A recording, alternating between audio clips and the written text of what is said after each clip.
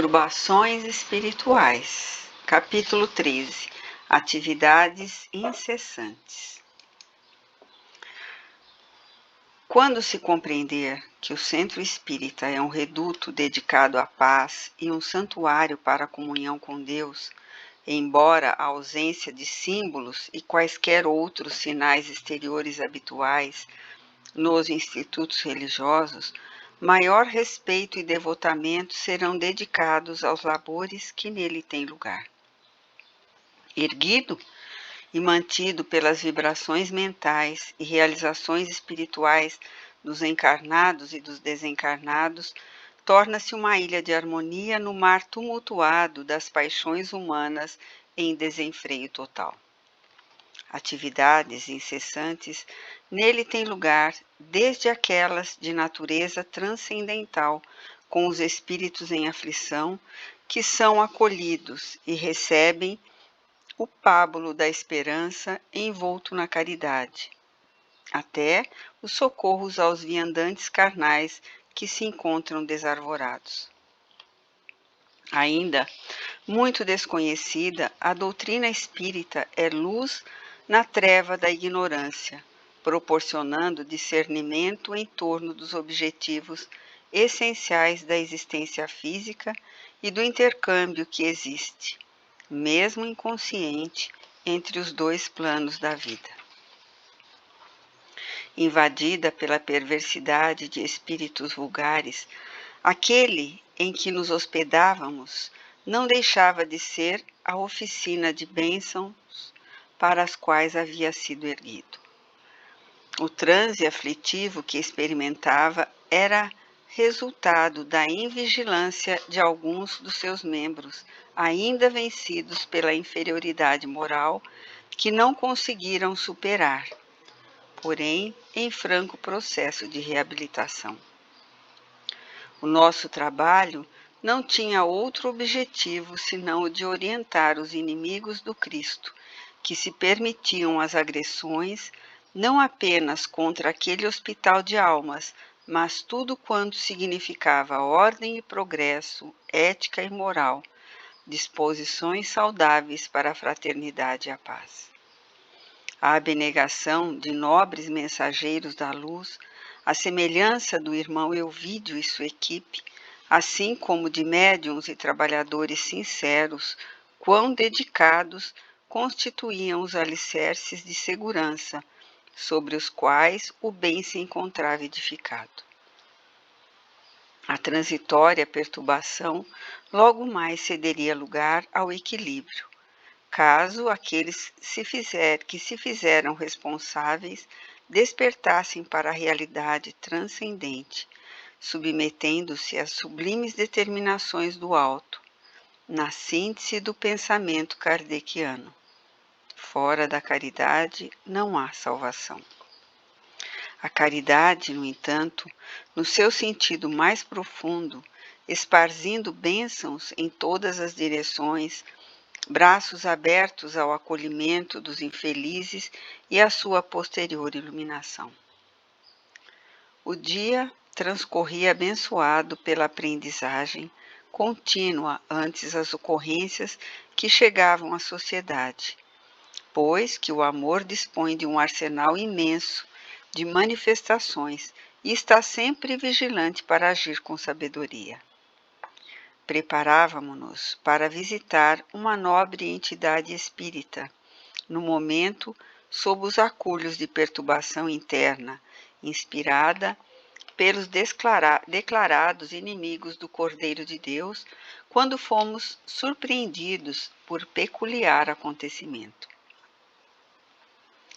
Eram quase 9 horas da manhã e os serviços socorristas encontravam-se em plena efervescência. Dedicados trabalhadores da mediunidade, assim como assistentes fraternos, ocupavam os seus lugares nas salas respectivas, enquanto era realizada uma reunião aberta ao público, obedecendo ao programa de elucidações evangélicas em comparações esclarecedoras entre o cristianismo e o espiritismo, a desnecessidade de dogmas e de cerimoniais no culto à memória de Jesus, a simplicidade em todas as suas realizações. Havia um público expressivo de quase uma centena de interessados que ali seguiriam as suas atividades ou buscariam o concurso do passe e da água fluidificada para suas aflições. E todos fixavam o expositor visivelmente inspirado por devotado mensageiro espiritual. Foi quando irrompeu uma pobre mulher com os cabelos desgrenhados, os trajes em desalinho, perseguida por 2 moradores de rua que a maltratavam, ameaçando-a com pedras e pedaços de madeira. Aturdida e em pânico, adentrou-se pela porta aberta, pedindo socorro, o que causou um grande choque no salão em clima de iluminação espiritual. Os agressores atiraram-lhe alguns calhaus que a feriram, mas detiveram-se, deblaterando a porta de entrada, sem coragem para invadir o recinto. Notava-se naqueles ferozes perseguidores a malta de desencarnados que formavam uma nuvem espessa de vibrações do mais baixo teor, que os assolava em gritaria infernal, impondo violentos que a sala fosse invadida e a ladra duramente punida. Graças às defesas magnéticas que circundavam o edifício, os atormentados justiceiros sentiram-se paralisados e prometeram pegá-la noutra oportunidade, afastando-se ruidosos e ameaçadores de volta à praça, onde se homiziavam. A mulher, igualmente assessorada por espíritos infelizes que a vampirizavam, chorava, trêmula e apavorada. Ali estava a primeira mensagem de amor dos céus, porque a ela que era perseguida, as barreiras vibratórias não impediram a entrada, porque a casa de Jesus nunca há impedimento para que a caridade possa exercer o seu papel. O orador, igualmente surpreendido e certamente acostumado a fenômenos de tal natureza, silenciou enquanto os companheiros encarregados de manter a ordem no ambiente acercaram-se da sofredora com expressões de sincero carinho, tentaram acalmá-la com palavras de ânimo e encorajamento. Retiraram-na do local e a conduziram à intimidade da instituição. De imediato, o hematoma da face e alguns arranhões foram asepsiados e receberam cuidados especiais, enquanto a padecente foi aquinhoada com passes calmantes e conforto moral. Logo após pequeno descanso, foi encaminhada ao setor social, a fim de serem providenciados recursos para auxiliá-la a sair da rua ou, pelo menos, transferir-se para outro local, a fim de evitar o desforço dos companheiros revoltados. Por conta própria, embora notando-se-lhe algum desalinho mental e emocional, ela referiu-se que estava sendo acusada de furto sem qualquer fundamento. Atribuíam-lhe a subtração de um cobertor, como vingança por haver se negado à exigência descabidas do grupo, que normalmente abusava da sua dignidade que havia descido ao mais baixo nível moral. Os irmãos da caridade resolveram abrigá-la por alguns dias, enquanto se providenciavam melhores condições de vida, desde que ela tivesse disposta a seguir uma nova trilha. Quando Jesus elegeu os irmãos sofredores, aqueles que eram detestados pelos poderosos, e conviveu com eles nas tascas, nas ruas, ao abandono, deixou-nos o sublime legado de que a compaixão e a misericórdia devem viver em nossos corações, abraçadas para o ministério da iluminação.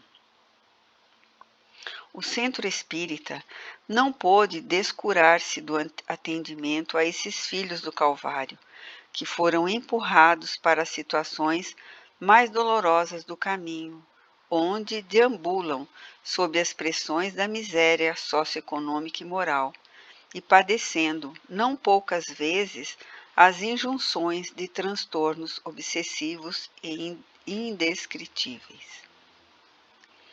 De imediato, sob a direção do Dr. Bezerra de Menezes, rumamos na direção da venerável instituição que passava por terríveis momentos de inquietação e desestruturação, após decênios de atividades dignificadoras firmadas nas bases sólidas da codificação kardeciana.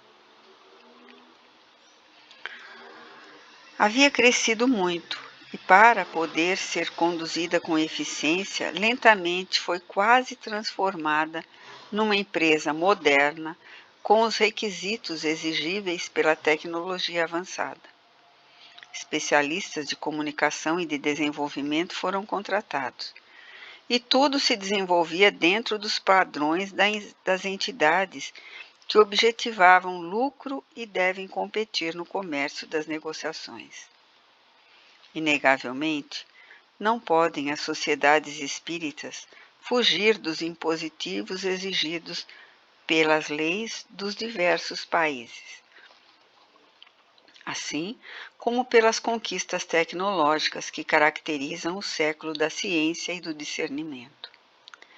Entretanto, não podem ser consideradas como entidades de lucro fácil, de aplicação de recursos nos jogos das bolsas, nas negociações bancárias, o que termina em transformar-se, perdendo o calor da fraternidade e do saudável contributo do voluntariado, da caridade fraternal, dando lugar à presença de funcionários frios e indiferentes aos significados espirituais da casa, interessados somente em constantes aumentos de salários e posições de relevo para maiores ganhos.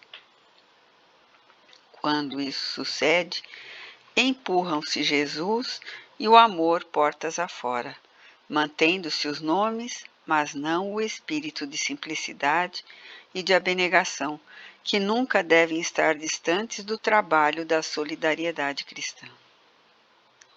Graças, portanto, ao excesso de modernização e de recursos específicos, houve a infiltração de pessoas ambiciosas, facilmente manipuláveis pelas trevas, que se permitiram adentrar nos labores complexos da administração e provocaram divisionismos e exigências de comodidade, com total esquecimento dos princípios básicos da afetividade e da humildade. A situação agravara-se de tal forma que estavam ameaçadas estruturas espirituais do formoso trabalho, agora entre ofensores uns dos outros, interessados em destruí-los, desmoralizá-los, sob o falso pretexto de zelo doutrinário. Em vez do diálogo honesto e franco, sem melindres nem ofensas, recorria-se à maledicência e à calúnia, sob o infeliz domínio dos egos inflados de salvadores do bem.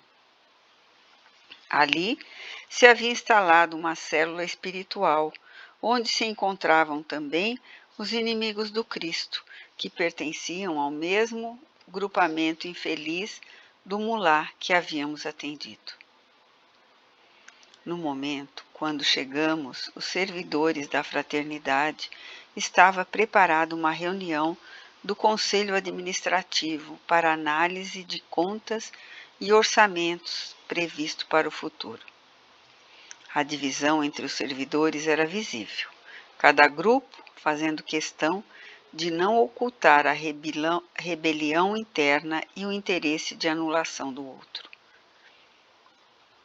O fundador da casa, nosso irmão Hermínio, não escondia as preocupações e, demonstrando apreensão em torno dos próximos acontecimentos, acolheu-nos com alegria, mantendo a esperança de resultados favoráveis ao bem, à união. Alguns dos presentes não conseguiram desembaraçar-se dos fluidos morbosos dos inimigos desencarnados que ultimamente inspiravam as discussões que sempre resultavam em maior soma de descontamento. Enquanto era proferida a prece de abertura do encontro, nosso benfeitor destacara-nos a todos para que aplicássemos passes de reconforto em cada um dos membros da sociedade, desarmando-os intimamente e dulcificando-lhes os sentimentos, de maneira que recordassem os dias passados em que se estimavam e contribuíam para a realização dos projetos de socorro aos alienados mentais, aos educandos das diversas escolas, aos irmãos extraviados no caminho redentor de provas e de expiações, aos esfaimados de pão e de paz, naquele recinto que transpirava harmonia e vibrações transcendentais. Comovido até as lágrimas, o diretor-presidente, inspirado pelo fundador da obra, conclamou os amigos e irmãos ao entendimento, enquanto propunha uma nova era de compreensão e de fraternidade. Todos ali estavam por amor à doutrina espírita e anelavam por um mundo melhor que deveria começar em cada coração. As vibrações que se fizeram sentir eram dúlcidas e repassadas de ternura, como deveria ser sempre em todo lugar onde se mencionasse o nome de Jesus e se pretenda que ele estabeleça morada. Alguns membros, porém, mais renitentes e intolerantes, permaneceram firmes nos propósitos que abraçavam, não se permitindo sensibilizar com a mensagem de compreensão e de tolerância, vinculados aos espíritos perturbadores que se compraziam em gerar os conflitos que os perturbavam. Logo foi concedida a palavra para os estudos programados. Um desses, mais irônico e desafiador, telementalizado por entidade religiosa, que por sua vez era vítima de outra mais feroz, deu início à lista de reclamações e exigências, alterando a psicosfera ambiental. Logo, foi seguido por outro descontente e mais outro, transformando o labor que deveria apaziguar todos naquele campo de disputas inúteis e infantis, mas de consequências nefastas. Discutiam com vigor, como se estivessem defendendo interesses materiais imprescindíveis à própria existência. Fixados em pontos de vista e em comportamentos egóicos que davam margem à cólera e à inimizade. O dirigente, demonstrando paciência e compreensão, evitava defender-se ou apresentar justificativas que diminuíssem a carga de descontentamentos, informando sempre que as dificuldades do momento exigiam serenidade e apoio de todos para que fossem superadas. Como, porém, as intenções dos opositores fossem negativas, as suas palavras serenas mais os irritavam com alegações falsas e aparente zelo pela instituição. Compadecido dos corações amigos que ali se encontravam, Dr. Bezerra de Menezes direcionou o pensamento ao diretor da reunião, que não disfarçava sofrimento íntimo e estimulou-o a expor. Não ignoramos o período grave que estamos vivendo em nossa casa, não importando de quem seja a responsabilidade, porquanto todos estamos no mesmo barco e temos assumido juntos todos os compromissos, alguns dos quais de resultado perturbador. Acusar-nos reciprocamente não solucionará os problemas. Pelo contrário, torná-los-á de maior dimensão, avançando rumo ao escândalo. E o escândalo somente piorará a situação delicada em que todos nos encontramos. O conhecimento da doutrina espírita revela-nos que, além dos adversários encarnados que todos temos, quando estamos dedicados ao bem, existem aqueles que se encontram desvestidos de matéria e que se comprazem em gerar embaraços e destruir a obra de Jesus na Terra. Não é a primeira vez que somos chamados pelo Mestre para o seu ministério. Fracassamos não poucas vezes, assumindo graves responsabilidades.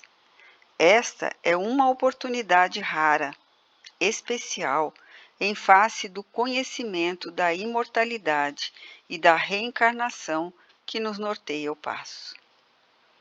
Necessitamos de unir-nos no esforço da fraternidade, a fim de, caminhando